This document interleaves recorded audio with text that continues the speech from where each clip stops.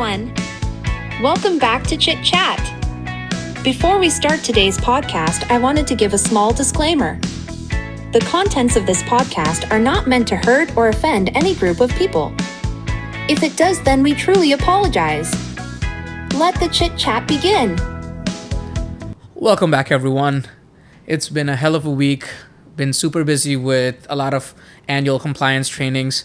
What have you guys been up to? For me, outside of work, I've just been watching a lot of good shows, a lot of good TV, but it's been a little chaotic, but after hours is always great. What have you guys been watching? I've been watching a lot of old movies and a lot of YouTube videos. I've realized that I watch way more YouTube than a normal human would probably want to watch. Lately I've been watching a lot of tech videos. I've been watching a lot of science videos, and to top it all off, I've been rewatching old movies. Like I've been watching people of different race watching the movie of my race and reacting to it, but also watching the movie. It's like a watch along of them watching the movie. It's weird, but that gives me a way to like rewatch the movie and get other people's opinions. Like what would someone of a different ethnicity like think about? You spent all this time watching other people watch old movies, and I'm gonna bet you didn't watch Gladiator. I still have not watched Gladiator, but I remember watching it at one point. Yeah, you were a rewatch. Yeah. This other guy here, though. I still have not seen Gladiator. I, too, will give you that I have been watching a lot of movies and TV shows during my commute this week, but have not gotten around to Gladiator yet. What have you been watching? I could say that TikTok got to me, so I've been watching pretty much anything TikTok tells me. I started a little bit about young Sheldon. Started watching Ballers because I just see Dwayne Johnson everywhere. We don't fuck with no oatmeal. We don't fuck with no oatmeal. And I also started rewatching Avatar, like The Last Airbender, but I've been watching The Legend of Korra, which is like the second series. I love Legend of Korra. I actually am one of those people who think that Legend of Korra is better than the original Avatar Last Airbender. The Avatar Last Airbender holds a special place in my heart, but Legend of Korra is like, I grew up and now I'm an adult, and Korra gave me like adult stories. It's not giving me the same kid stuff that Aang and his crew were giving me. But didn't you start watching Jujutsu Kaisen? I did. That was a little while ago. Been getting into more anime stuff. Jujutsu Kaisen, highly recommend. I am kind of sad that I got into it when I did, because I'm at the perfect point where now I have to wait week by week just when things are ramping up. Other than that, I think that, solid show. I definitely recommend it. But back to the Avatar, The Last Airbender, I think that the one thing that I find sad about Avatar, The Airbender is that even after winning a Peabody, just recognizing the amazing character development that Zuko and all these characters go through, people don't give it the respect that it needs to, because it's not an anime and it's also not a cartoon. So who's your favorite character? Mine definitely is Uncle Iroh. There's no one better than that. But what about you? I would say, man, it's a toss-up, because I originally didn't like Zuko, but then but I think that was his character, right? You're gonna hate him, you're not gonna like him, but then you see his character develop, and that is, I will say, easily one of the biggest surprises of the show for me, because they developed Aang a lot, and you see him grow with you, or you grow with him, however you want to put it. But seeing Zuko grow, seeing Sokka, right? Yeah. Like, he is easily the best. He was comedic relief, but I would say like a very good supporting character. But he was more of a they very underutilized him. I think he became more of a plot device than anything else. Same with what's the sister's name? Katara. And I feel like that was my only hang up about the show. But otherwise, amazing cartoon / anime. Yeah. I don't know where to put it. The only reason it's not an anime is because it was made in America, because anime is from Japan and it's made in Japan. I do have to disagree with you, man. At one point you said that Aang had a great character development. I don't think he had much character development. But he was just a lovable character, right? So he's the classic lovable character that we have. But he had faults, and that's what we kind of explored at the end of the season, like the last 3 or 4 episodes of him still not being decisive. But he's got to be pure, right? That was the whole thing. He was the Avatar. Yeah. And so the purity was there, but you also see like he is flawed. But Yeah. you're right. Like I mean, over 60 episodes, right? Yeah. It's hard to develop all those characters. Iroh was a good one. Yeah. And the thing is, he didn't even require so much screen time. Like, if you see compared to other characters, he didn't get screen time. And, like, it was such a tragic about story. Iroh? Yeah, Uncle Iroh. And it's... His backstory is so cool, though. his backstory is cool, but, like, the backstory behind the voice actor is also, like, tragic and amazing. Like, for those you don't know, the Tales of Ba Sing Se, the episode where you find out about Appa, Sokka, and, like, Zuko going on a date, and then Uncle Iroh helping people on his way to a tree in Ba Sing Se, eventually lighting a memorial for his son that had died. People don't know, at the end, the episode ends off with it saying, in honor of Mako. Mako was the voice actor that actually played Uncle Iroh, who found out he had cancer. So before that season, the voice actor actually died, unfortunately.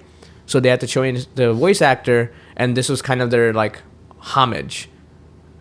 And by Homage. using Homage. Homage. All 3 ways, man. I don't think you can say it wrong. Yeah. That's pretty dope. I remember actually we watched that together, I think. Yeah. Yep. And you either one of you or both of you together probably yelled it out. It's like the Aragorn scene, you know? Yeah. In the Lord of the Rings. You have to say it. Yeah. I think we cited that one time. Yeah. I will say one show watch. So it got to the point where my viewing of anything, TV shows, movies, etc., became so fragmented that like I started losing track. So I felt like I was coming back to shows 6 months, 8 months later and forgetting everything. So my way around it, I just started writing shows on my fridge. I have a board. I literally have a whiteboard that is a planner and everything like that. But I got it just so I can make sure I keep a list and have it handy. So right now on my board is Suits, Billions, and I forget the third one. But I'm probably gonna add Jujutsu Kaisen to it. I'm probably gonna add Naruto Shippuden again to finally watch it. I know you guys are pretty pissed about that. You know what's one show that we have all consistently watched, though? Dragon Ball Z. Or any Dragon Ball. Like, I think that's our classic you mean go-to. the father of all animes, like the anime show that is propelling Japan's economy when things are going rough. Isn't that crazy? It's like talking about Taylor Swift again, right? Like when your show or when your content is kind of propelling the economy or helping the economy out, I feel like you've made it. I think that's... Yeah, like whenever they release new episodes of Dragon Ball, like it's bittersweet because I'm excited, but then I'm like, poor Japan. They had to come back to this, didn't they? Yeah. I think it's pretty interesting to see how this character of Goku has grown with so many people and how it's inspired so many other artworks. Because I know the new generation of anime all pay homage to Akira Toriyama, the creator of Dragon Ball Z, and tried to integrate his work style and work ethic into their anime. Because I know he had a very specific, hardcore work life where he just stayed in his studio, just made manga panels and send them off. That's crazy. Like when you have to put in that kind of work for years and years, right? Like this is not like something that you just do for a little bit and then stop, but this goes on for a while. And I mean, there are so many episodes of Dragon Ball, so he's continuously drawing and just coming up with new content. But what would be your guys' favorite saga? Like for me, my personal saga would be the original Saiyan saga. The Tournament of Power was also good. So many good sagas, so many good things. But like, what would be your guys's? I think for me, definitely the Frieza saga. I was gonna say, man, Namek. That's it. Yeah. Namek was so dynamic and like See what you did there. Yeah. And like pretty much story altering that you suddenly go from like, oh yeah, now there's aliens because Saiyans come to Earth, to now like, oh my god, there's a literal universe that they're building. There's other aliens that we all like immediately hate just by their existence. The Ginyu Force. Yeah, the Ginyu Force, and like the Ginyu Force, and that is just like a little speck of all the characters we saw, because we saw like Zarbon and all these other characters that we just met. We didn't even know like how bad Frieza was, but we got that ominous presence, and we're like, oh man, I hate that guy. Like, and like, oh yeah, I want Frieza to kick his not Frieza, I want Vegeta to kick his ass. And we hated Vegeta at that point. Like, yeah, just a perspective. We hated Vegeta at that point. Well, going into Namek, yeah, you're like, hey, this is a villain, and when they sided with them, it's there's a lot of iconic moments, iconic things that like kind of rippled all the way through. I mean, I would say the biggest thing for me was I was watching it when it was week to week or day to day. I forget when. Every day there was a new episode that came out, but they only had until Goku got to Namek and like showed his badassery once. Yeah, and then they're like, okay, cool, find out next time, and suddenly you go back to the beginning, and I'm like, what just happened? And that happened for like a good solid like couple years, and I think at that point it was only about 50 or so episodes. So once we got the real episodes, then it was a whole different game, because they kept releasing new episodes, and they're like, okay, we got the next 50. Thankfully, by the time they get through 40 of them, they're like, all right, we got the next 50 after that, and suddenly they had the entire Dragon Ball Z, like the entire list of all the episodes, and we're like, let's go. but I do think that nothing kind of lived up to it. Like the Android Saga was okay. The Cell Saga was great. That was my favorite moment with Gohan. I think as a kid watching it, right? Like I wanted to be Gohan. I wanted to be that person. Like I know everyone wants to be Goku, but look at this kid. He has like surpassed his own father. He has gone, and Goku is like the best of the best, right? Like the strongest person. So that was a big thing for me.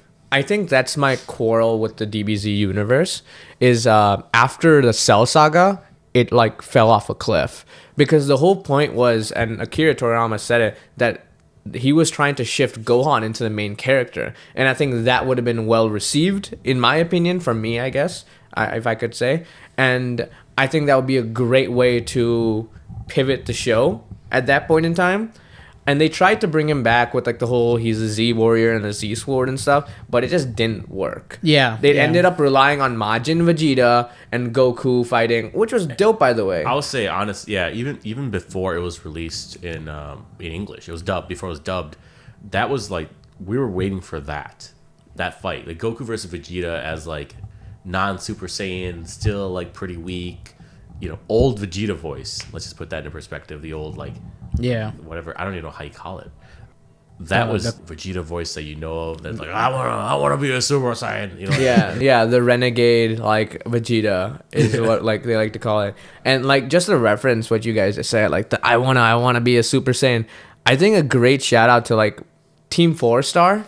Yeah, the DBZ abridged right? Online. Oh my god, it's so funny. It's iconic. Very original. Yeah. Like I waited week by week for like during the Cell Saga. It wasn't week by week. It was month by month. By month, yeah. Right. For like the Cell Saga, and like I watched that on loop. Like I know you talked about watching stuff on YouTube. I think I watched like the large compilation of like all the DBZ abridged episodes.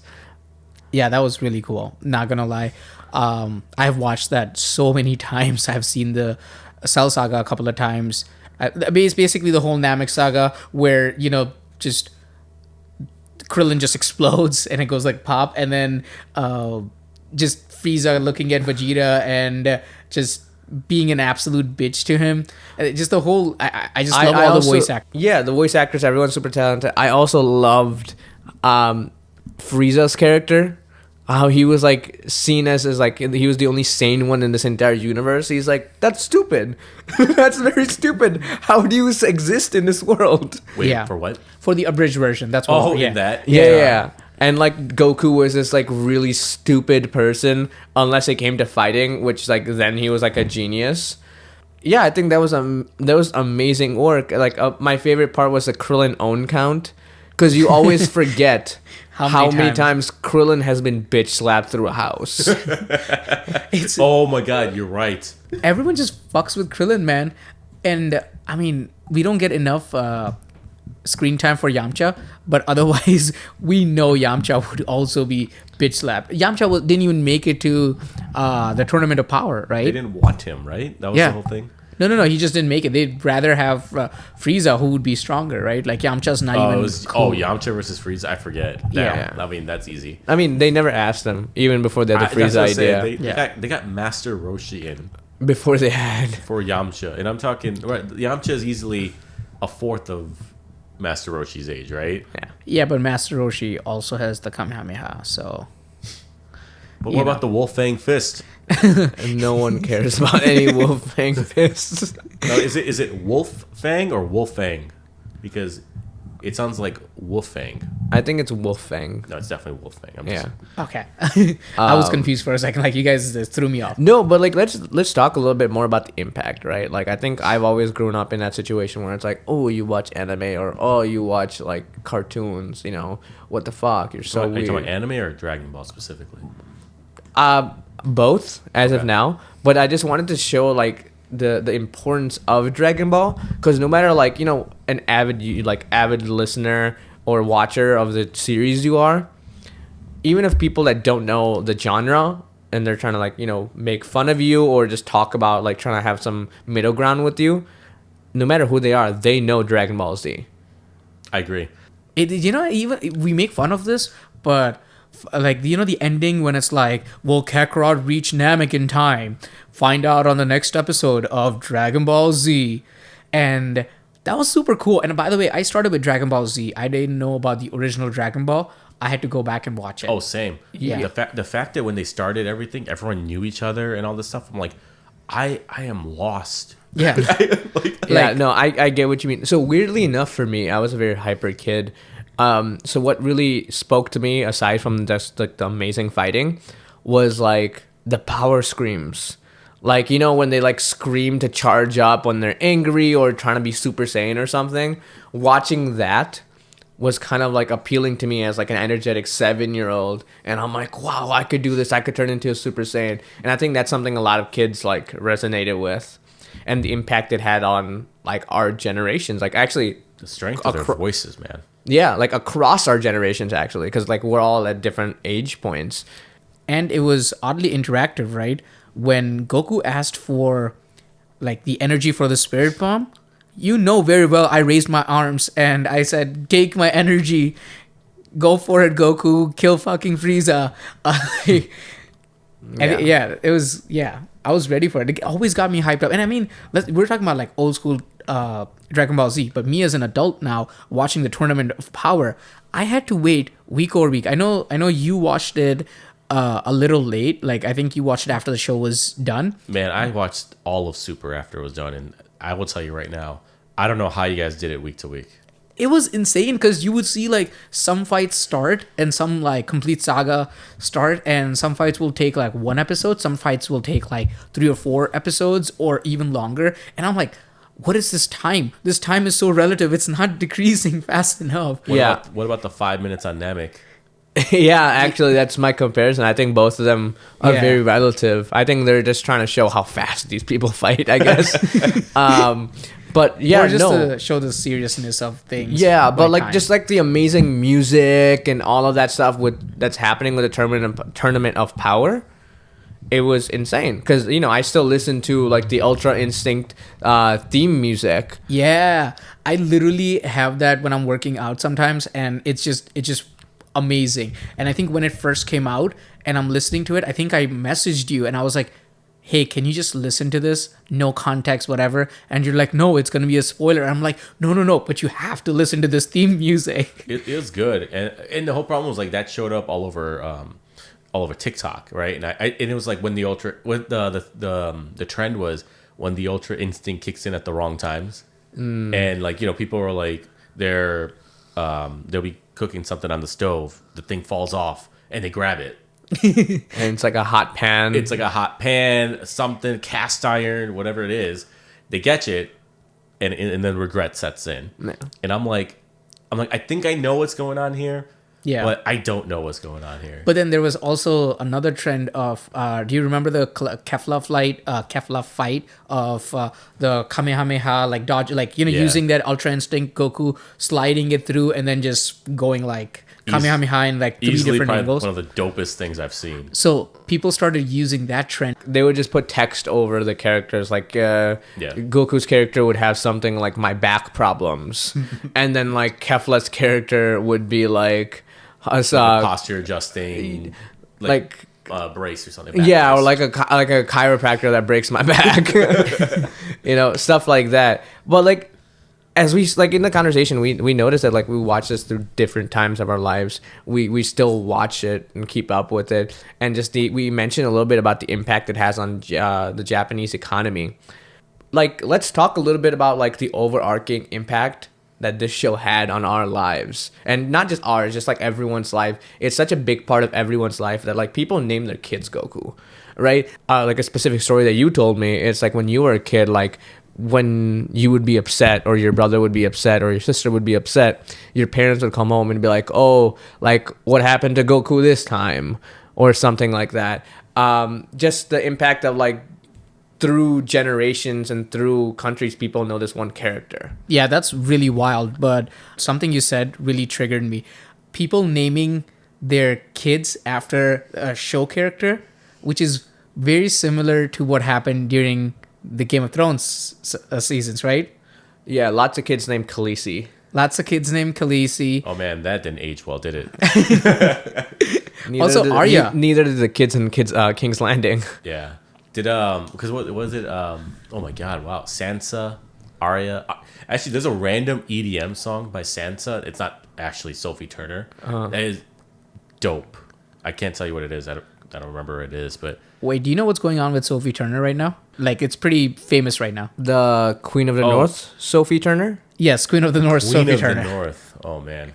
Killing Ramsay, Sophie Turner. She didn't kill Ramsay. The dogs did, but Enough yes. for the spoiler talk. I guess you know what. If you It's been a if you while. haven't seen Game of Thrones at this point, go watch it.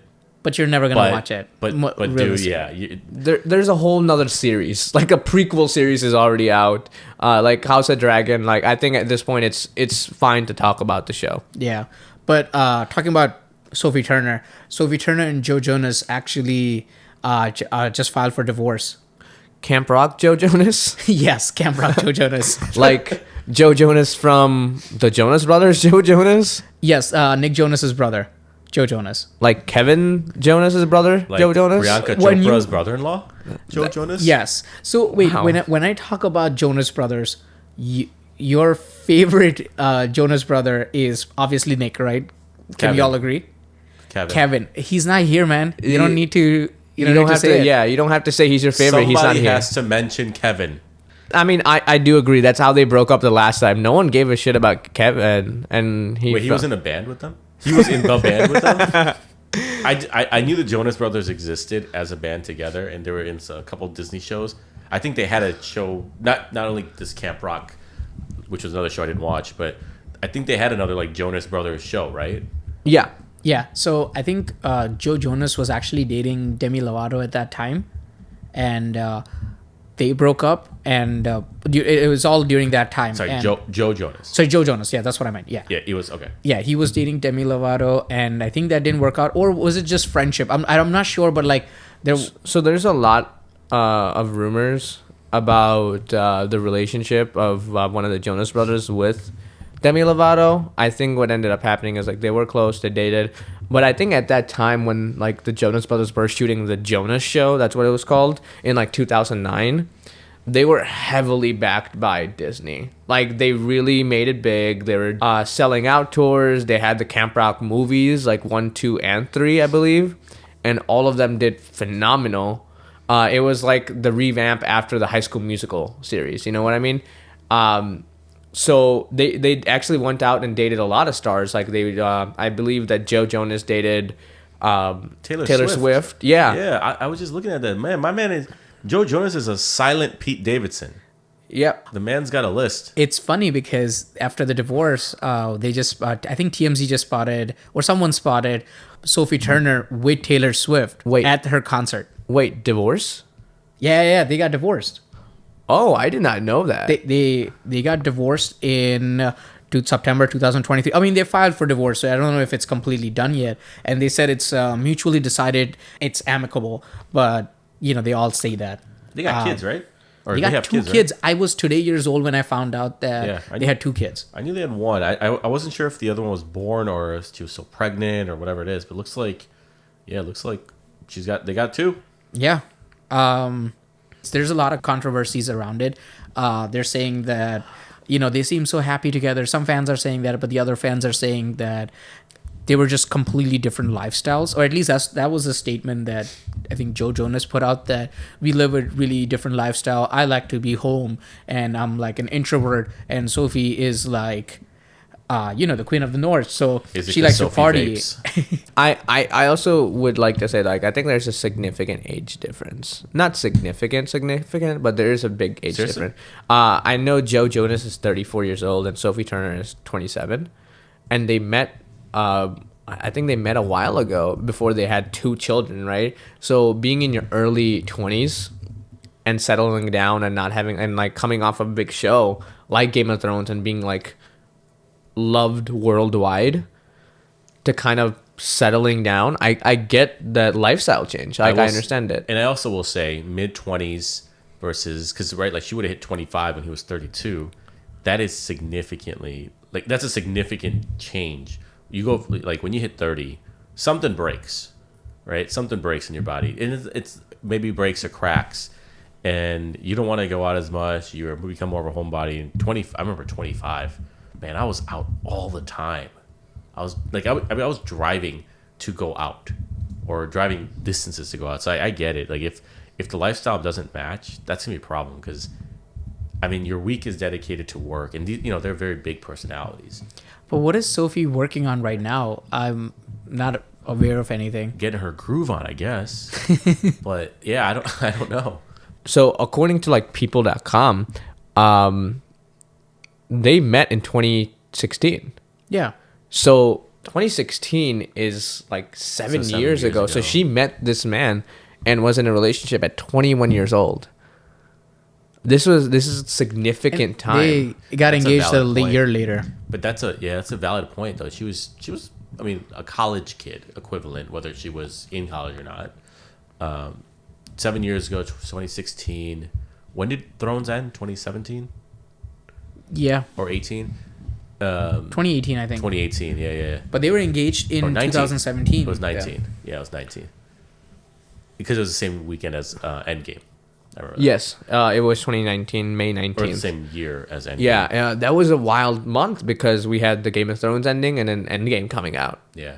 But yeah, I will say, like, so that puts her at 21 or 20. And yeah, he was 26, 27. So their lifestyles blended, right? She was going out as a college kid, right? Or someone who just started being able to drink. And I mean, we all remember what that was like. And he was in his mid-20s, able to party with money. And I don't think money was ever an issue because I think both of them had plenty of money. I guess, yeah. You know what? Successful careers, I forget. I take that back. Yeah, I forget that Joe Jonas's career has been pretty long. Yeah. So I think one thing we don't realize is like the beginning of the Jonas Brothers. They were advertised as like this kind of Christian first rock band from Disney. They were very heavy in their faith. They talked about keeping their virginity. And stuff like that. So, like, if this was not a facade, let's say, like, and from interviews and stuff, this was something that actually Nick Jonas had talked about, like, coming from that background and kind of opening up a bit. Coming from that lifestyle and family and kind of moving through life in a more conservative way. And then, being Sophie Turner, star in like kind of a racy TV show. Like, sure, she was a kid throughout all of it, and most of it was not regarding her, all the explicit content. But like, still coming from this racy teen TV show background, and then being a youngster, right? Like at 21, 22 years old, like you guys remember that. You guys just want to go out, meet as many people as possible, drink, and just hang out with your friends. I mean, you want to rage. Okay, I give her that. Overall and messaging, yeah. Yeah. Seems like she wants to rage, and he's done with that. I do see some very funny things on Twitter though about this. People keep on like misquoting Joe Jonas, and they're like, Joe Jonas says reason for divorce. Sophie Turner kept on buying chairs too high so his feet dangle. Or Joe Jonas says reason for divorce is she kept on taking all the cups and putting them on the top drawer so he can't reach it. That's really funny. How tall? I forget. She's tall. She's like 6+, right? No. I think she's like 5'10". Yeah. Oh, But- 5, yeah. Oh, But it's also right. He's 5'7", Oh, that's actually not 2 inches, huh? Enough, I guess. 5'10", and 5'7". 3 inches. 5'9". No, it's 5'9". I see. Oh, Okay. okay. Either way, yeah, but enough where it's like. It's a meme. So the fans are also speaking about the other side, where some people are saying that there's some footage of Ring doorbell footage of someone suspicious going in when Sophie invited someone when he was not around, like Joe Jonas was not around. So Yeah. maybe infidelity. I don't know. Fans are speculating. I don't know how real this is. Oh yeah, no, there's some crazy stuff going around. I don't know how like true all of this is. One of them was like there was an alleged threesome between Sophie Turner, Joe Jonas, and the girl who played Arya, Maisie Williams. Maisie Williams. Yeah, and I'm just dumbfounded by all of this because I'm like, this is wild. Yeah. Yeah, I mean, I hear a little more of a practical one. Clearly, someone who's on Joe Jonas' side is saying that, Joe was left to take care of the children while Sophie was busy filming for her projects and out partying. And he did it for some time, but didn't like it eventually. But Raising your own kids? They're basically saying that that's the divorce season. So he was babysitting his kids, and that's the problem apparently. And he didn't like that. He was like, I'm okay with when she's around and she takes care of the kid, but when it's just me, They're kind of a just- drag. That's not fair. I Back. I really appreciate you using the term babysit because I think if the tables were flipped, like he's on tour with his brothers and she was out here taking care of the kids, there would have been zero Nobody problem. would bat an eye. Nobody would bat an eye. 100%. You're right.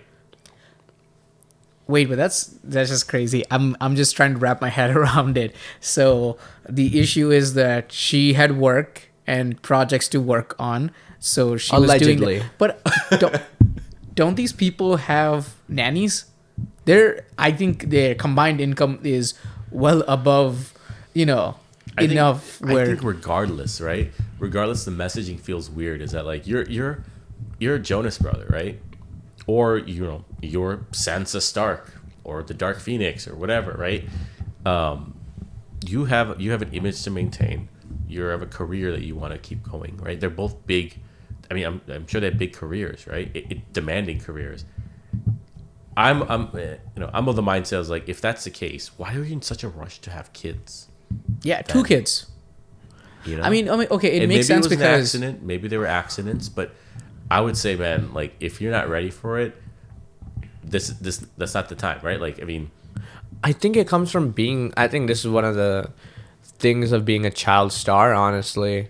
In both their perspective, like there are some cracks that get put in living this life of being an adult, right? Like I know Selena Gomez once in an interview said like her work week was pretty much she works 60 to 70 hours where she would be recording her sorry, TV. who is this? Selena Selena Gomez. Gomez. Selena. Okay. Yeah, like she would be working on her TV show Wizards of Waverly Place, then going into record music, and then going for interviews and tours and stuff like that. And her day was packed. Where at a certain point she was kind of like, "Why did I choose to also sing?"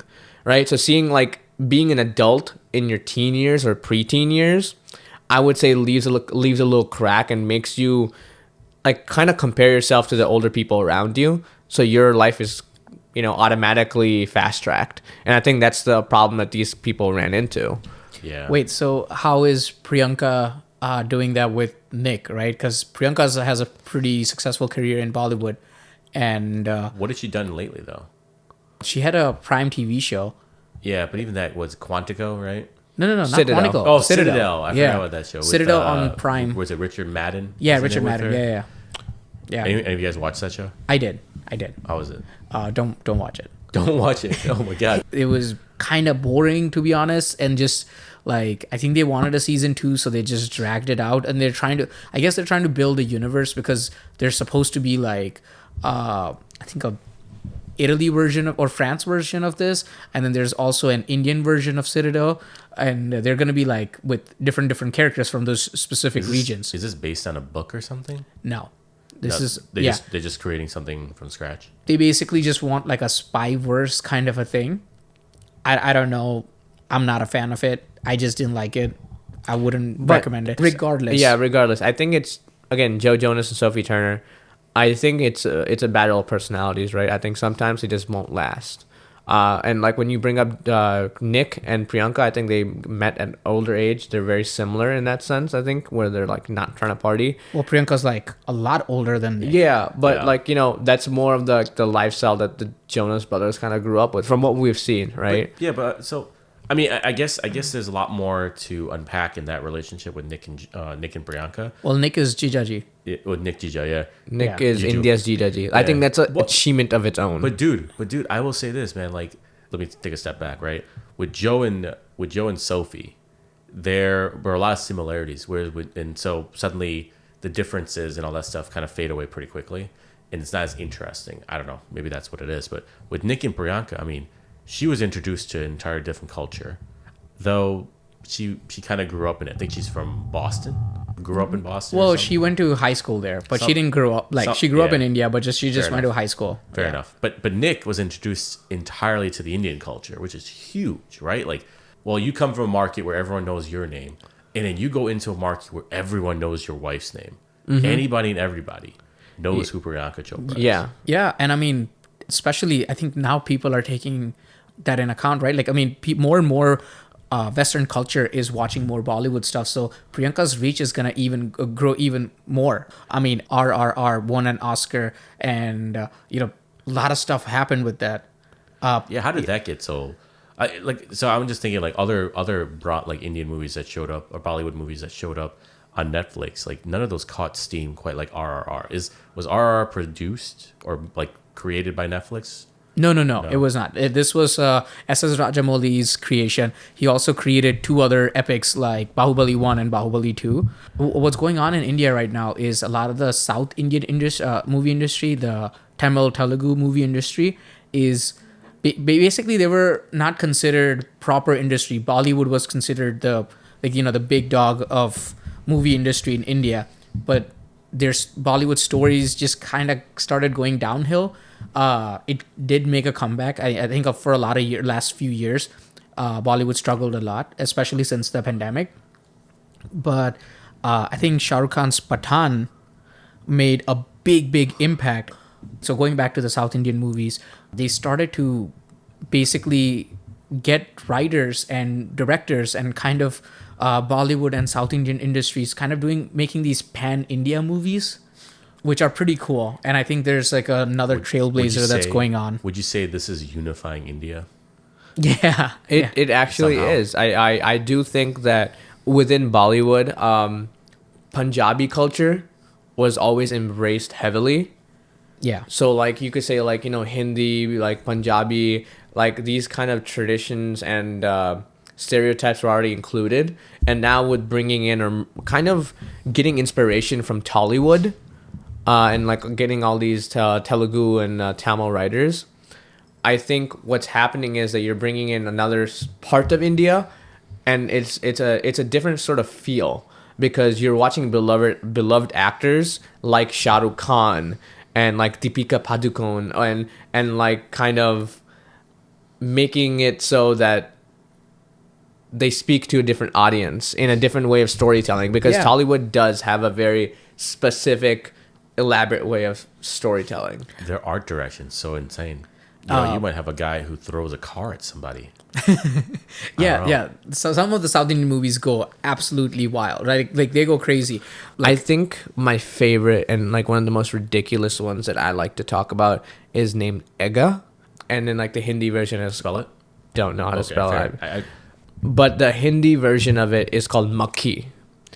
It's pretty much about this guy and girl falling in love, and then him dying because some other gangster loves this girl and killing the lover, and that man reincarnates as a fly, a regular housefly, and like pretty much tortures and hunts them down and wins back his love. I think I've seen. You know what?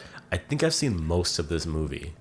You know what's funny? So, as ridiculous as this plot sounds right now, this was directed by S.S. Rajamouli, the same person who created RRR and Bahubalis. You know, the guy. I actually don't know how old this movie is, but the guy had to have roots from somewhere. 2012. Yeah. Wow. When did Bahubali come out? Oh, 14. Yeah. This is a guinea pig. All right, we'll go with that. Or guinea It's fly. wild to go from Ega to Bahubali.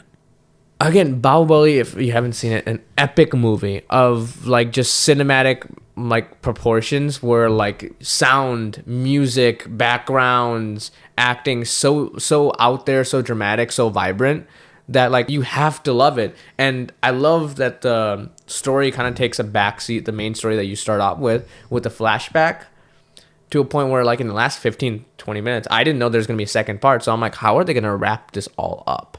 I will admit I first saw it and I forgot about the literally the current story, right?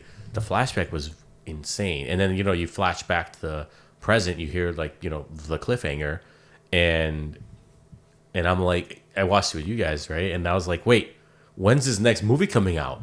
And you're like, we don't know. A year or 2 years later. Yeah, something, year and right? a half. Yeah. And I'm like, are you kidding me? So, And that was an epic weekend to begin with. And right? and I think But- that was the greatest point to end that movie off, because I had lost track of time while watching that movie, to be honest. And when I'm seeing this fight scene, I'm like, oh my god, what's gonna happen? And the next thing you know, you see Katappa stab. that's a spoiler. I think it's been long it's enough. almost 10 years. Yeah. All right. We end the first movie with Katappa killing Bahubali And we're stabbing him to the back. And I think that's where the movie ends. And the art direction of that scene was insane too, because he's telling the story in you know, like this is the only time where you had a voiceover in the entire flashback, and he's saying this, right? we don't know how it led to that moment. right? Yeah. Like the whole Bollywood side of it was just complete, or you know, Hollywood or Sollywood, whatever it is, right? I hadn't been ready to watch that kind of movie, and then even to the point where they're like, "Hey, we need to make sure that the fans know that this is like they don't want them to be outraged," so they immediately told you that a second part was coming and when. And they lied. Oh yeah, they lied. They lied. It It's very got aggressive. delayed by at least another 6 to 8 months.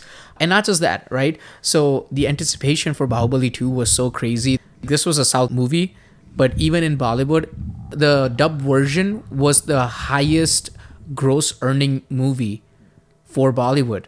And it's like that for years until Pathan came along in January of 2023, and with Shah Rukh Khan's comeback after like 4 or 5 bad movies, people thought that, you know, they could put, you know, Shah Rukh Khan is done, his career's over. Basically, he gonna have like small roles, but he's not gonna be a big superstar.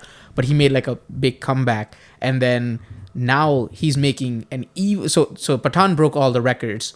Now we're back with Jawan, his new movie that just came out September of 2023, and in just 2 weeks it's like inching really close to breaking Pathan's records. And you know, it's crazy. It made over 100 million domestically, sorry, not domestically, 100 million internationally.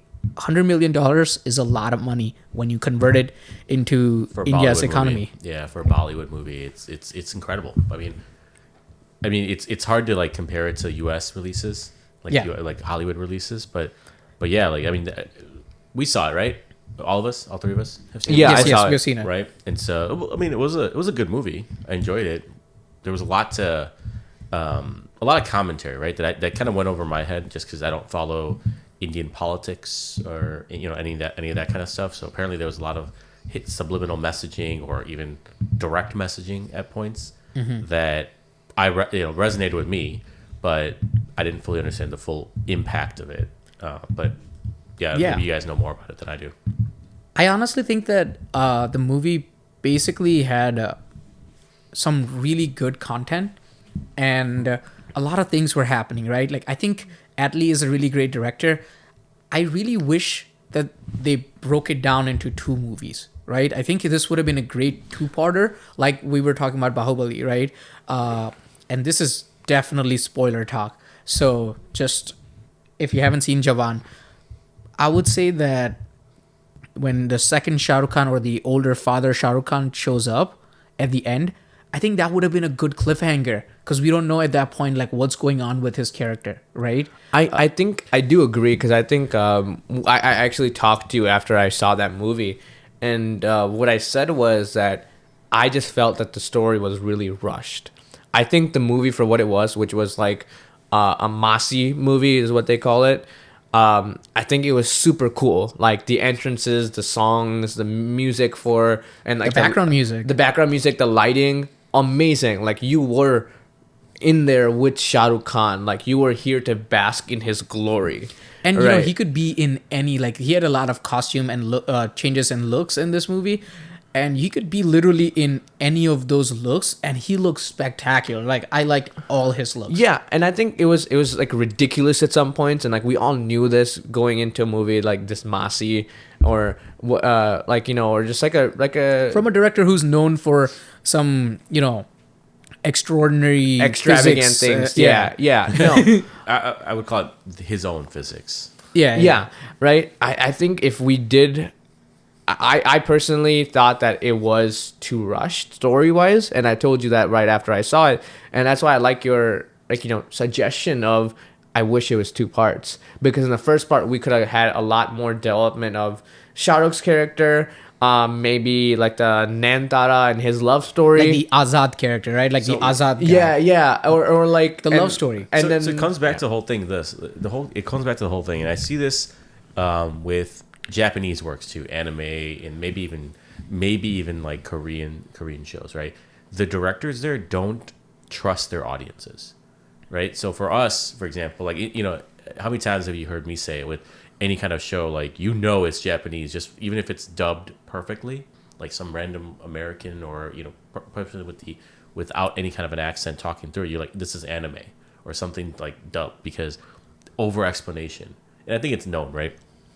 And I'm worried that it's the same thing with Bollywood movies too, is that the directors don't trust the audience. It's like, okay, you leave this cliffhanger, is the audience is going to be pissed if we leave it like that. It worked for the Bahubali movie, right? The Bahubali franchise was like living proof of second parts work if you leave them on a really good cliffhanger, and especially when you have star powers, right? Like the superstar of the South movie was Prabhas, and Prabhas is considered like he can't do no wrong. But how did it end before you? Because remember, it ended with the battle being done, right? Then you suddenly go like, oh, like how did he die?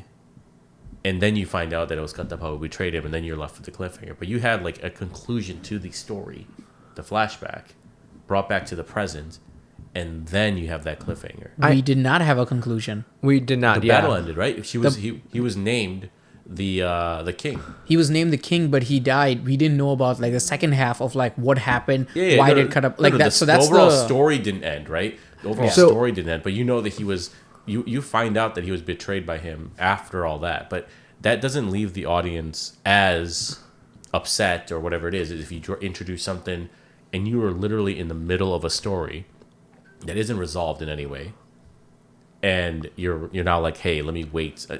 The Matrix tried this. Okay, like I'm just going back to like Hollywood, right? The Matrix tried this, and they released their movies 6 months apart because they broke those up. Both of those movies sucked.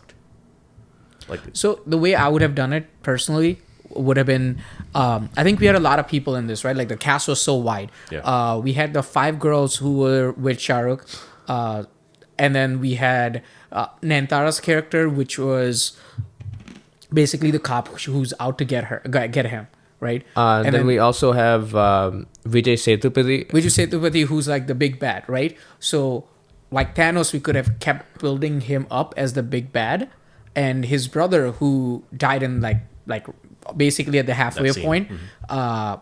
That could have been like the main big bad for this movie. Like just like the side character you Yeah, fight, so- and I think that so I guess you then have to do it like where you can't make the main main bad that visible then?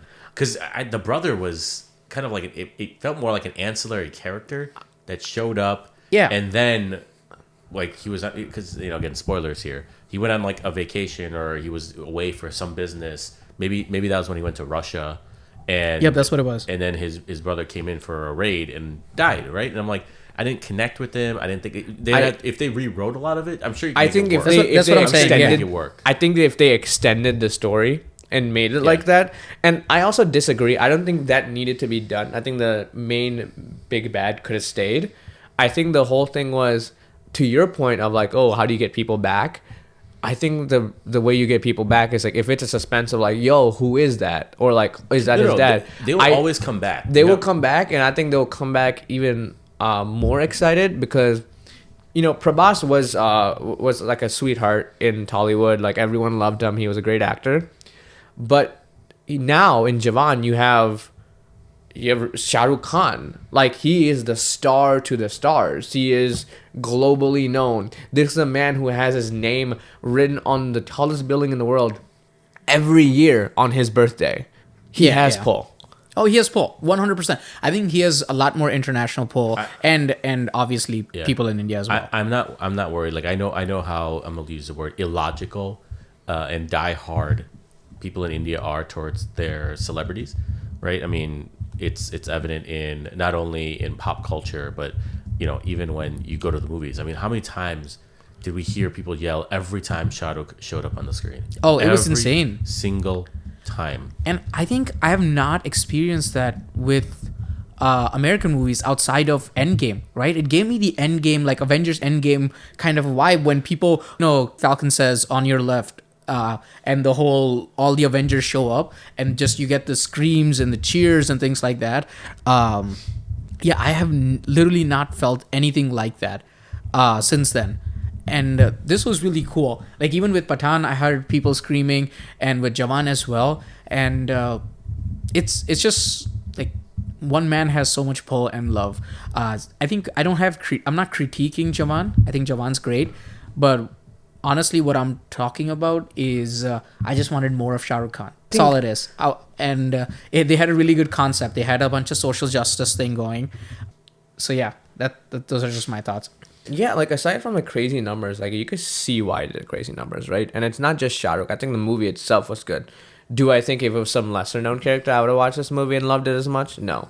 But that's because the movie hinges on this is Shah Rukh. Like watch Shah Rukh do cool shit with six packs and like buffed up Shah Rukh hitting people for the right reasons.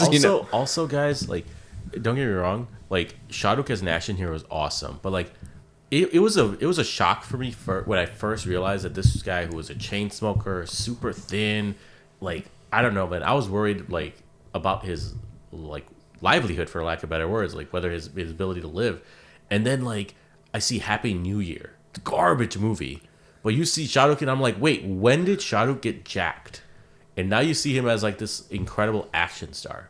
Yeah, and it's fun. He's the oldest he's ever been, obviously. And it's actually funny because when he came into the industry, he wanted to be an action star. Yeah, they actually stopped him. I think Yash Chopra looked him in the eyes and said, "Your eyes have so much love." Yeah, and Aditya Chopra is like, I will definitely cast you in a action role. And when Adi first called him for an actual action role, so he said that I'm going to call you whenever I make a movie, I'm going to make an action movie. When he actually called, Shah Rukh was expecting an action role, but it was actually Dilwale Dulhaniya Le Jayenge. And he was like, I don't know, man. I'm not a romantic. I don't know how to do this. And man, he knew how to fucking do this. Just icon, dude. That is that is a man. That is Mr. Steal Your Girl. And like, back to what you guys were talking about, like the feel of like the action and stuff. And that's like a lot of stuff that I see when I actually watch Korean movies as well. It's funny because Atlee, the director of Jawan, is actually trying to nominate Jawan for Oscars. Good luck. I don't think that's a good idea. I love the movie. I mean, don't get me wrong. If RRR can be nominated, I don't think it was nominated for. Was it nominated for anything outside of the music? I think there were a couple of nominations. I'm not sure. Okay. But It would probably be more technical stuff, right? Like story, or like writing or story, or something like some of the non-main. Like probably not. Actually, I don't think a Bollywood movie is ready to be nominated for best film. Or well, I anything like that. disagree. I mean, there are some films No, that no, I no, would no, no. definitely think that we think they're good. I don't think that the American, because it's an American Committee. award, Yeah. the American committee is ready to do that. Like they did, what was the Korean movie? Parasite. Parasite, right? And that was in itself a big leap forward. But So yeah, that's the thing. I think there's representation, right? Like I think Asian representation in the in the recent years have been, you know, influencing all these committees to take a lot more diverse actors and stuff. Mostly focused on, when I say Asian, I mean I don't mean South Asian, but I don't think anyone has taken a stand for South Asian actors. I take that back. 3 movies so far have been nominated in history. Bollywood movies have been nominated for, I think it's best film. I just don't know which award it's in. Maybe not. Maybe hopefully the Academy Awards. But Mother India from 1957, Salam Bombay 1988, and Lagan 2001. Wasn't there whole thing about Slumdog Millionaire also in the Oscars? But that was an American-made film. So yeah, that one's controversial because I don't know if it was a Hollywood or Bollywood movie. No, it was a Hollywood movie. It was Hollywood. Fox Studios. Okay. So, I mean, but going back to Jawan, there's a rumor that Deepika charged, I think, $0 for being in this movie. But there's a fact also that Deepika was told that, hey, can you please join this movie? And she's like, yeah, I mean, you just ask Shah Rukh. I don't need to know anything else. I'll just do it. It's a funny story that Shah Rukh shared in one of the press conferences where they were shooting for Besharam Rang. If you know that song, that's where Deepika's being super seductive in Pathan. And Shah Rukh looks at her and looks at her manager or his own manager. And he's like, do you think she would say yes to a role of mother in the movie for Jawan? Because they were still shooting for that part. So Deepika had no idea. So the Pooja Dadlani, who's like the manager for one of them, went up to Deepika and in like literally 5 minutes, she's like, yeah, she said anything for you, Shah Rukh. And she just did it. She didn't know she was a main character until the success of Jawan, when people are like, hey, did you watch the movie? You're one of the main cast members. She thought she was just doing a cameo. She thought it was just a special appearance. Oh, I mean, yeah, I guess. I mean, she did film a few scenes, but you're right. They could have been in quick succession, and that's it. With the movie so packed, she felt like more of a main character because she got 2 songs and a lot of scenes, right? A lot of impactful scenes. I mean, a flashback is always interesting, right? Because you could make or break a story with it. Yeah. And she had a great presence. I mean, she was what I would say probably in total her screen time was probably 10-15 minutes. Outside of songs, not anything significant. Right? Oh yeah. Outside of songs, I I would say like 5 minutes total. I think she had a great significance to the story in a fact that with her, we were able to find out that you could just check if you're pregnant by measuring your heart rate. Oh yeah, and if you're and I'm not even talking like anything fancy, right? Like she took her pulse. Yeah. My man, she took her pulse and was like, "Hey, hold on, let me check your pulse real quick. Oh my God, you're pregnant. We can't hang you today." I think all of us were just laughing, like, what the fuck just happened, So- right? Like, I actually found out that the movie encompasses so many social messages as well as like the test of human spirit and patriotism. The movie was actually inspired by The Dark Knight and Money Heist. do you mean the action sequences or like All of it. I think what they mean by The Dark Knight and Money Heist is like, when Money Heist, like there's the moral aspect of it. You get into the backstory of these people that are robbing this bank. And then with Dark Knight, like there was a method to the Joker's madness. He was trying to break humanity or break the human spirit, which was Batman at the time, right? Like hope. But who was trying to do that in Jawan? I think with Jawan, it was a message of like the rich and powerful getting control and getting to do whatever they want with the lives of not just like soldiers, but just regular people because they can't do anything. Jawan, what Azad or whatever, he would be the quote unquote Joker in this case. Yeah. Okay. Yeah. And I would say like with Jawan in general. I mean, if I had to compare villains, because naturally the comparison between Patan and Jawan, like each had its own strengths. I would say as a villain, acting wise, whoever played what was the guy from Jawan? What was his name? Vijay Sethupathi. Sethupathi, right? Vijay, I like better from that standpoint, but from an actual menacing, like real villain standpoint, I like the one from Patan better. John Abraham. Jim. Yeah. Yeah, Jim. Like, but the real thing I didn't like for his villain is that his whole thing was he was super smart, whatever. But there's no way my man had that many backups all the time. Like, You got a twist? I got another twist. right? For you. Like oh my god! Like yes, we saved the day. Yeah, I think with Jim's character is that he always just had some sort of like MacGuffin that he pulled out that saved him. It's not a matter of like, and they just slapped on the whole, oh, I have a plan. Don't worry, I have a backup because I know you apparently and how everyone in this agency thinks. Yeah, but I would say like he was the actual threat in my mind. The other guy in Jawan, I didn't feel as much of a threat physically, but that was the whole thing, is he had an army. Yeah, I mean that's why even in the final scene in Jawan, yes, they were just beating the crap out of Vijay Sethupathi, but then there was this tall, menacing dude who came along, and I didn't like how they ended with that either. Like that fight at the end, I think could have been stronger a little bit, but I think overall, I think I say people should watch Jawan for sure. It's a great movie. If you're a fan of Shah Rukh Khan, you're always going to have a good time with I it. think you should watch Jawan, Your Wife's Parting Habits.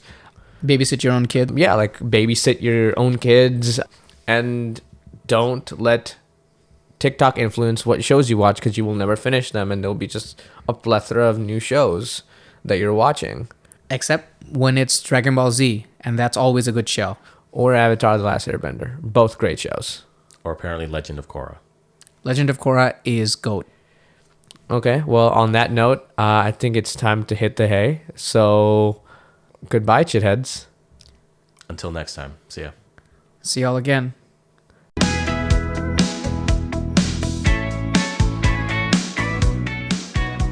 Thank you for listening to our podcast. See you again, Chitheads.